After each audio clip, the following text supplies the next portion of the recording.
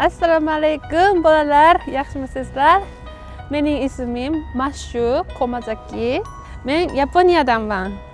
Hozir Toshkentdagi Yunus Rajabiy nomidagi O'zbek Milliy muzika san'at institutining magistratura bo'limida dutor yo'nalishda birinchi kursda o'qiyapman.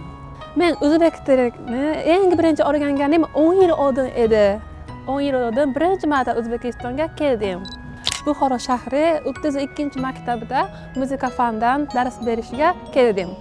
Va 2 yil yashagan edim. Maktabida dars berayotganimda o'zbek chiroyli xalq kuylaridan ham men ham o'rgandim.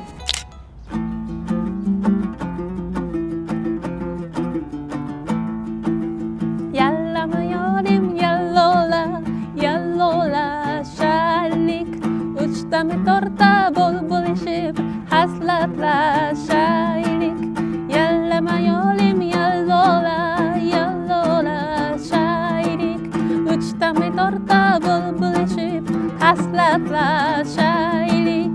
Yallama yorim yallola, yallola shaylik, yallola shaylik, uchtami torta bo'lishib haslatlashaylik.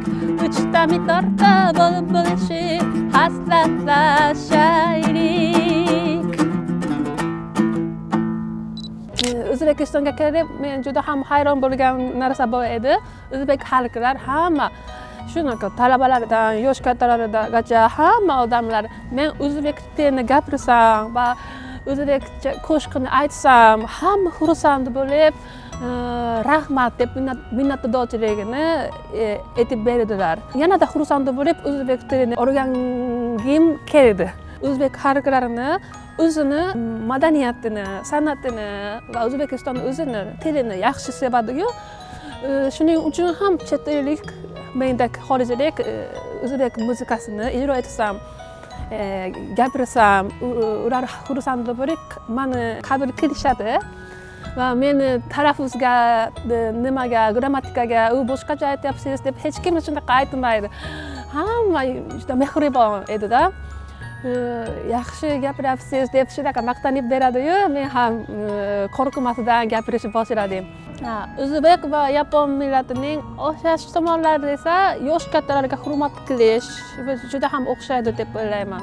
Metroga o'tirsam, bizda masalan Yaponiyada shunaqa maxsus o'tiradigan joy bor. Yosh kattalar kelsa, homiladorlar kelsa, joyni berish kerak degan joy belgilangan.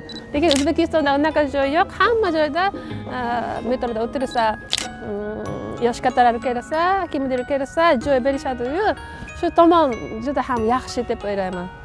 Men o'ylaymanki, har bir millatga bag'rikenglik yarashadi. Men o'zbek, yapon va barcha dunyodagi odamlar do'stlashishni xohlayman.